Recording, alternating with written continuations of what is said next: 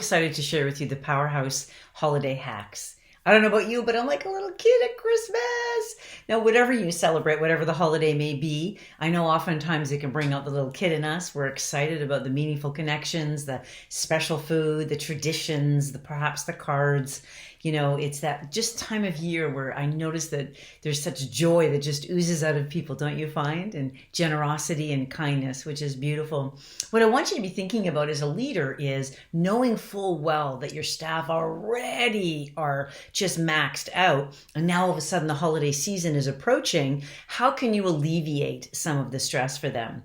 So one thing was really helpful is to build it in actually to your next agenda. Maybe it's you have a little spot for, let's take some time and talk about what are some holiday rituals or routines that you really like or that you want to create this holiday season.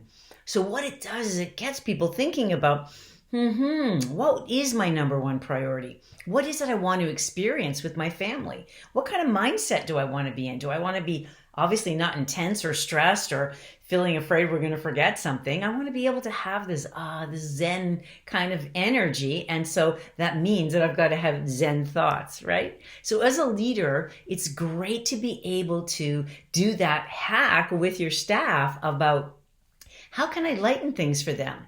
So maybe it's you decide to say, listen, on Friday of such and such a week, because you know it's a payday, I'm going to get you to slip off and go do some Christmas holiday shopping. Help yourself. It's on us. So then what you're doing is you're alleviating some stress. What a shock your staff would have and going, oh, that's such a thoughtful thing. Or maybe you do a poll with them as to which afternoon would have the best benefit for them.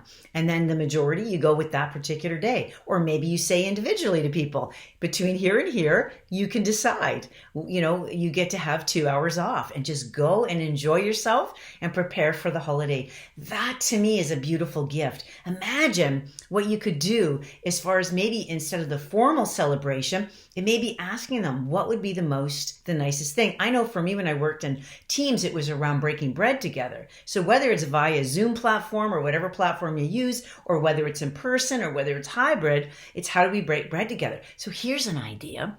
What if you gave them all, whether it's an Amazon, a Walmart, whatever, an online card where they could in fact buy their own Christmas jammies for themselves and the party becomes a jammy party?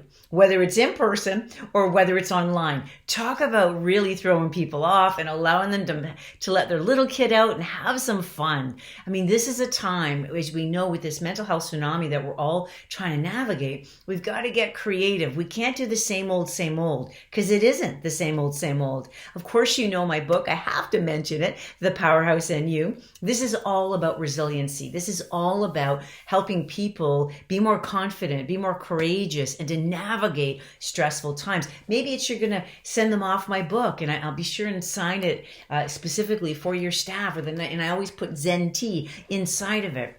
Whatever it is, my invitation to you is to get creative.